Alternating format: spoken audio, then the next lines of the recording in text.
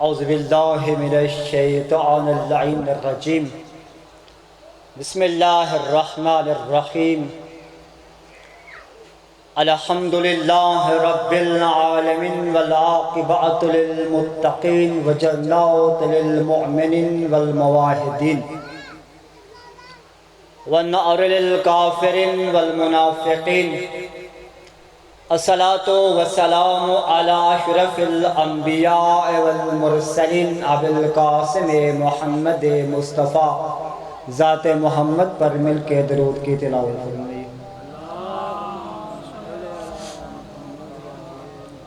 والصلاۃ والسلام علی اہل بیتہ الطاہرین المعصومین المنتجبین المظلومین الذي قال الله تعالى في حقهم انما يريد الله ليذهب عنكم الرجس اہل البیت ویطہرکم تطہیرا۔ آل محمد پر مل کے درود کی تلاوت۔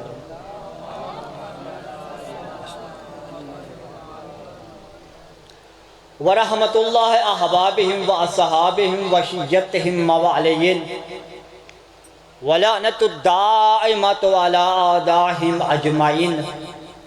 بسم اللہ الرحمن الرحیم۔ قل ان کنتم تحبون اللہ فاتبعونی یحببکم اللہ۔ مل کے بواضح بلندتر صلوات۔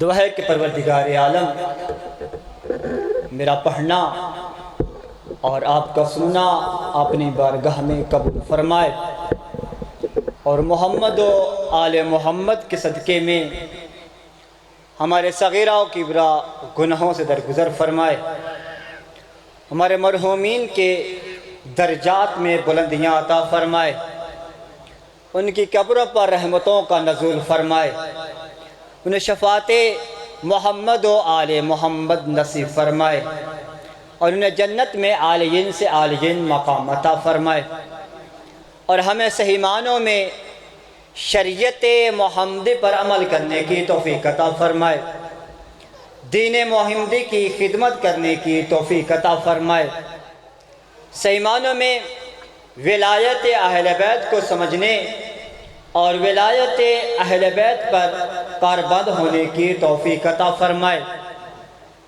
ہمیں اپنی لا ریب بعیب کتاب کو پڑھنے اور اس پر عمل کرنے کی توفیق عطا فرمائے، اور امت رسول اللہ کے آپس میں اتحاد و اتفاق جیسی نعمت عطا فرمائے، اور سب سے بڑی دعا ہے کہ پروردگار عالم ہمیں زمینی اور آسمانی بلیات سے محفوظ فرمائے، ہمارے وارث حقیقی صاحب العصر کا جلد از جلد ظہور عطا فرمائے۔ تمام دعاؤں کی قبولیت کے لیے مل کے بواضح بلندتر صلوات۔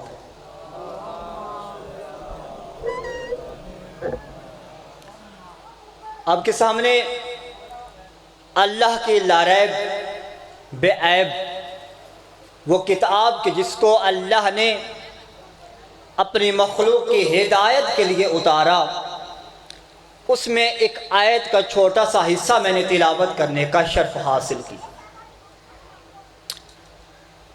کہ جس کے اندر وہ ارشاد رب العزت فرما رہا ہے کہ اے میرے محبوب، اے میرے مدثر، اے میرے طٰہٰ، اے میرے یاسین، اے میرے مزمل، وہاں کے احمد یہاں کے محمد تو کہہ دے، وہاں کے احمد یہاں کے محمد تو کہہ دے کہ ان کنتم، اگر تم تحبون اللہ، اللہ سے محبت کرنا چاہتے ہیں تو فاتبعونی، پس میری اتباع کرو، یحببکم اللہ، اللہ تم سے محبت کرے گا۔ یعنی اس خالق کریم نے شرط لگائی ہے کہ اے میرے محبوب، میری اس مخلوق کو یہ کہہ دے کہ اگر یہ میری مخلوق میں اللہ سے محبت کرنا چاہتی ہے تو اے محمد تیری اتباع کر لے، جب تیری اتباع کرے گی تو یحببکم اللہ، پھر میں اللہ ان سے محبت کروں گا۔ یعنی اس پروردگار عالم نے اپنے لیے عشق اور محبت کا محور و مرکز ذات محمد کو بنایا ہے۔ خدا اس سے محبت کرے گا جو اس کے محمد مصطفیٰ کی اتباع کرے گا، جو اس کے محبوب کی اتباع نہیں کرے گا اللہ اس سے محبت نہیں کرے گا۔ اب یہی وجہ ہے کہ ہم شیعہ قوم نے بھی سنت الہیہ پر عمل کرتے ہوئے اپنے لیے عشق اور محبت کا کعبہ زہرا کے بابا کو بنایا۔ اگر ہم شیعہ قوم کسی کو مانتے ہیں تو محمد کی وجہ سے، کسی کو نہیں مانتے تو ذات محمد کی وجہ سے، کسی سے محبت کرتے ہیں تو محمد کی وجہ سے، کسی سے نفرت کرتے ہیں تو محمد کی وجہ سے، کسی کا اقرار کرتے ہیں تو محمد کی وجہ سے، کسی کا انکار کرتے ہیں تو محمد کی وجہ سے۔ یعنی ہمارا کسی کو ماننے یا نہ ماننے کا معیار ہے ذات محمد۔ جو محمد کی اتباع کرے گا ہم اسے مانیں گے، جو محمد کی اتباع نہیں کرے گا ہم اسے نہیں مانیں گے۔ اب یہ کہہ دینا بواز بلند تر صلوات۔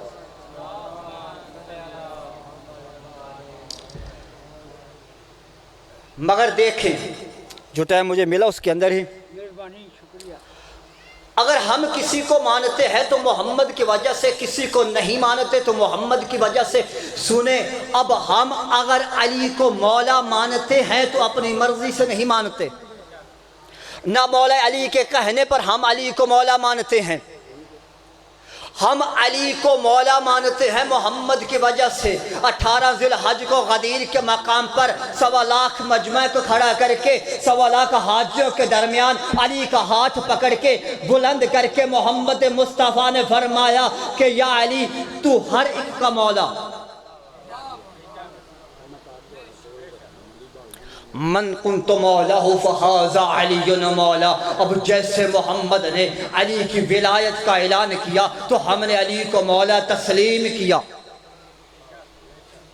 ہم نے اپنی مرضی سے علی کو مولا نہیں مانا، یا ہم نے محمد کی زبان کی وجہ سے مانا یا قرآن کی وجہ سے مانا۔ ایک حدیث محمد کے بیان کر دی کہ رسول نے 18 ذی الحج کو غدیر کے مقام پر پہلانوں کا منبر لگا کر 1.25 لاکھ حاجیوں کو کھڑا کر کے من کنت مولا ہو فہذا علی مولا کا اعلان کر کے بتا دیا کہ میں بھی مولا ہوں، علی بھی مولا ہے۔ پھر سنیں اب قرآن بھی علی کو مولا منا رہا ہے۔ انما ولیکم اللہ ورسولہ والذین آمنوا الذین یقیمون الصلاۃ ویؤتون الزکاۃ وہم راکعون۔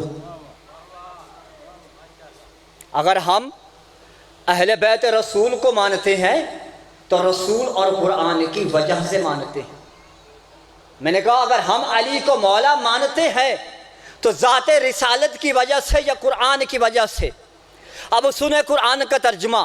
قرآن کہہ رہا ہے بے شک ایک وہ ولی ہے تمہارا، اللہ اپنی ولایت کا اعلان کر رہا ہے کہ میں ولی ہوں۔ دوسرا میرا رسول ولی ہے۔ تیسرا وہ ولی ہے تمہارا جو نماز پڑھتا ہے، رکوع کرتا ہے اور رکوع کی حالت میں راہ خدا میں زکوٰۃ دیتا ہے۔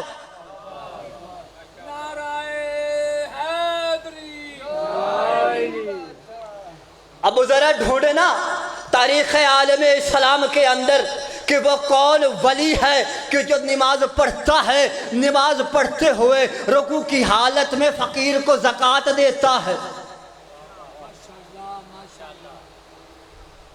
واحد ایک ذات علی ہے، مسجد نبوی ہے، بھری ہوئی نمازیوں سے ایک فقیر چلتا ہوا مسجد نبوی کے دروازے پر آ کر کہتا ہے کوئی ہے جو اللہ کے نام پر دے،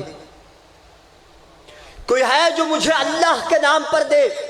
جب 3 صدائیں لگا چکا کچھ نہ ملا، اب چلا اور چلتا ہوا کہنے لگا پروردگار گھر تیرا تھا، نمازی تیرے تھے، سامنے تیرے جھکے ہوئے تھے، میں نے سوال تیرے نام کا کیا، کسی نے کچھ نہ دیا، خالی جا رہا ہوں، خالی جا رہا ہوں۔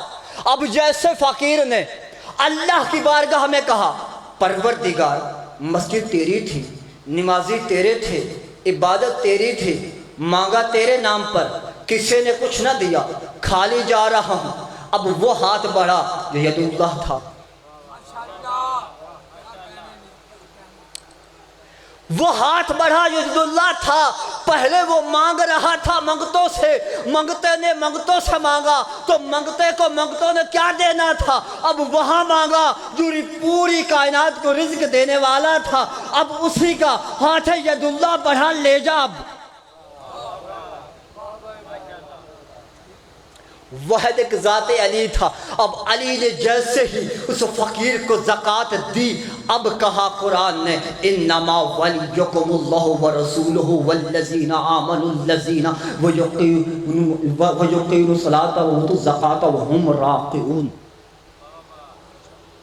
ایک تمہارا ولی اللہ ہے، ایک رسول ہے، تیسرا امیر المومنین علی تمہارا ولی ہے۔ اب قرآن نے علی کی ولایت کا اعلان کیا تو ہم نے علی ولی اللہ پڑھا۔